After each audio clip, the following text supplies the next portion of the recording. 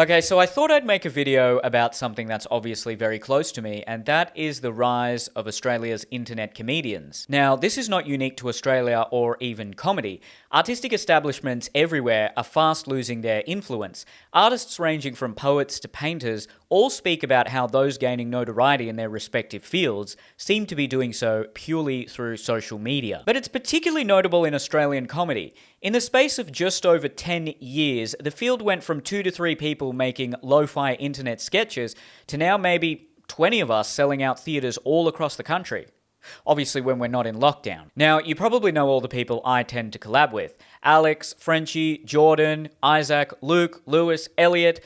But we're just one subgroup with some crossover in audience. But there are so many others out there. Tanya Hennessy, Christian Hull, Hi Josh, Sushi Mango, Ibi Akbar. The list is endless. Social media comedians in Australia are absolutely killing it. So I thought I'd make this video to explore why I think that is. So let's first go back to the 2000s, before the internet. It might be hard for some of you in Gen Z to believe this, but great Australian comedy was all over TV. There were hilarious sketch shows like Skit House, Comedy Inc., Ronnie Johns, quick-witted panel and variety shows like Good News Week or Thank God You're Here. You had the irreverence of Fat Pizza, the cutting satire of the Chasers' War on Everything, and probably one of the biggest shows to ever come out of this country, Chris Lilly's Summer Heights High. There were probably a lot more. The point is, there were a lot. These shows appealed to everyone, and an entire generation of Aussie comedians made their mark. Two of the biggest were Dave Hughes and Carl Barron, both observational, laconic, and quintessentially Australian with wide-ranging appeal. And to this day, they're both probably still the two biggest comedians in the country. You also had the Melbourne Comedy Festival Gala, a bastion of Australian comedy talent. This was basically our Olympics. If you managed to wrangle a spot on the gala, you made it. You were famous. Hell, I remember kids in school talking about who their favourite act was. And while comedy on TV was flourishing, you saw a few internet comedians starting to pop up. Nat Tran and Mai Choni were some of the first viral stars on YouTube, and not long after that, Superwog exploded onto the internet comedy scene. Look, I was just a kid at the time, but it seemed like Australian comedy was killing it on TV. So, what happened? Well, these are some of my theories. A big part of why I think Aussie internet comedians are doing so well are the stylistic changes that were coming about in the comedy scene during the 2010s. Two new artistic styles started to emerge in the clubs and festivals. The first one is what I would call self-aware hipster anti-comedy. So this style takes on absurdist elements. It's quirky, it's alternative, and at times it can even be quite dark. I think it was a reaction to what was seen as formulaic comedy of the previous era. As much as I loved comedy in the 2000s, I can see how for comedy fans it became repetitive and lacked artistic substance. I think this style was a parody of that. The style subverts its parodical elements with deliberately awkward or disjointed delivery, along with purposefully unfunny or absurd punchlines. I think basic foundations of comedy like a confident stage presence and mass appeal, or common tropes like race jokes or differences between men and women, were increasingly seen as selling out or being hack, and this was the artistic response. I believe comedians were trying to reclaim the art form which they feel had been sullied by commercial interests. The thing is, that ethos permeated all throughout media, so agents and producers were trying to sell that style. Where I believe it can falter is that it's ostensibly a stylistic in-joke. It relies on an audience also being overexposed to commercial comedy and privy to the ease at which it can be constructed, and thus they laugh at the satirical elements. But many young people, or people outside of the scene, simply hadn't had that exposure, and without the context, it can come across as just, well, bad comedy, which of course drove people to seek comedy elsewhere. And that started to sow the seeds for internet comedians to grow. Another stylistic evolution which wasn't unique to comedy was the politicization of art. Again, I was just a kid, but I don't remember in the 2000s people being overly concerned whether Dave Hughes was a lefty or a right-wing comedian. For many, comedy started being seen as a political tool. It wasn't necessarily about whether you were funny, it was about what you were saying. Specifically in inner-city comedy clubs, it wasn't uncommon for a comedian to just rant about a political subject with no punchlines to rapturous applause. Now, this wasn't anything new. Comedians like George Carlin or Lenny Bruce were always brazenly political, but they were always doing their own thing. Now, political comedy was becoming a predominant style. In fact, you almost had to be political. That's how it felt. The thing is, like with anything political, it was divisive.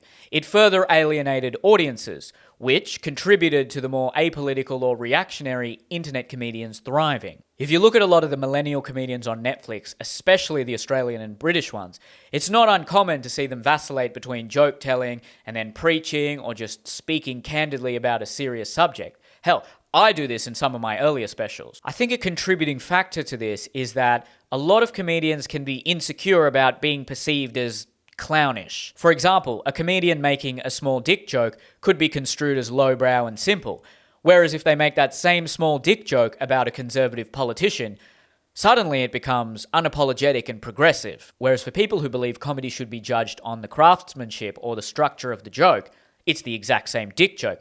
This actually created a bit of a rift even in the comedy scene. I think a perfect example of these two styles I've been talking about is Hannah Gadsby's Nanette. Now, I'm not here to make value judgments about which style is better or worse. I'm just trying to observe and recount.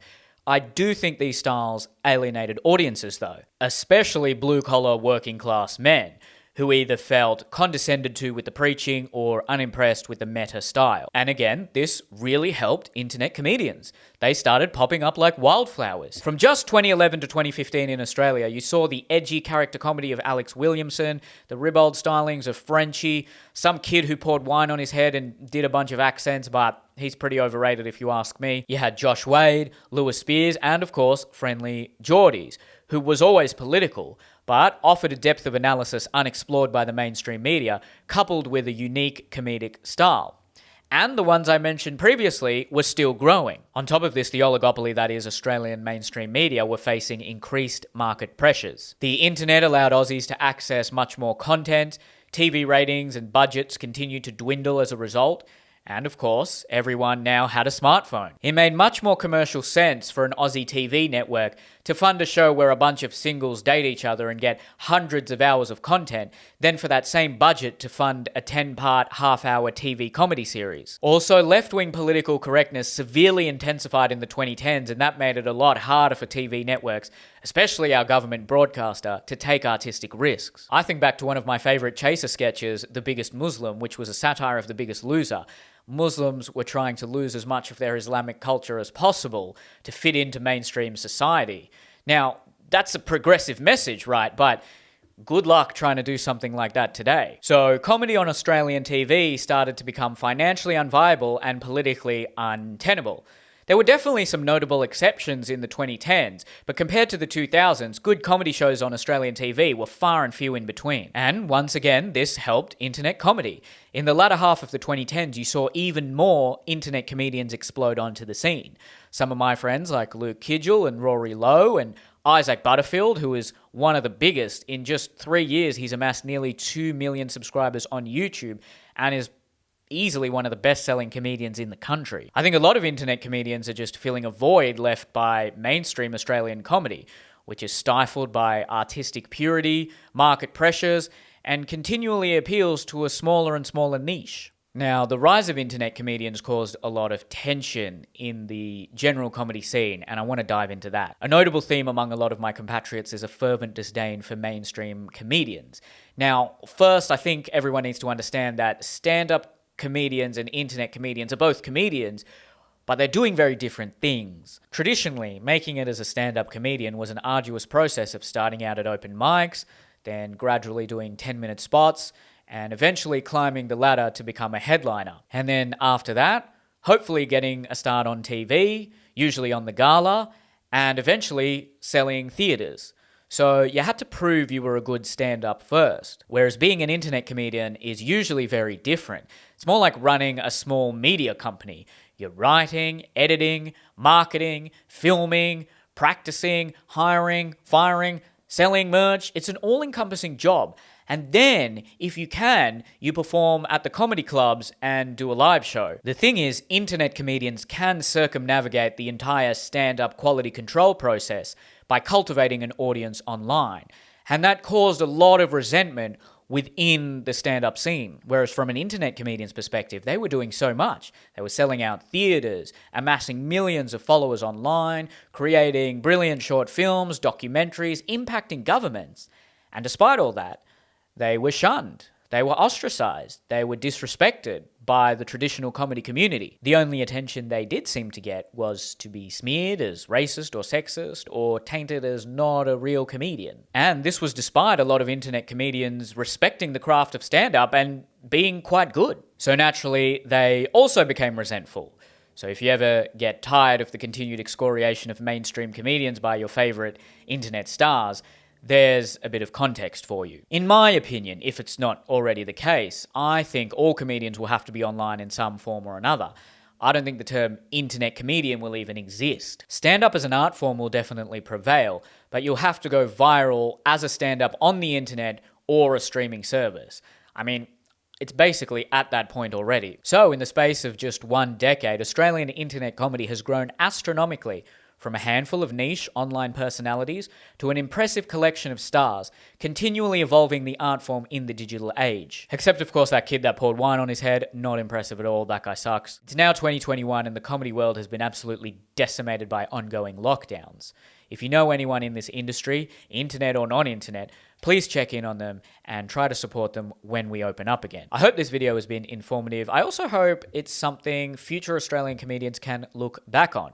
Make sure you comment, like, share, subscribe, all of that jazz. Even if you didn't like the video, comment, helps the algorithm. Thank you for watching. See you next time.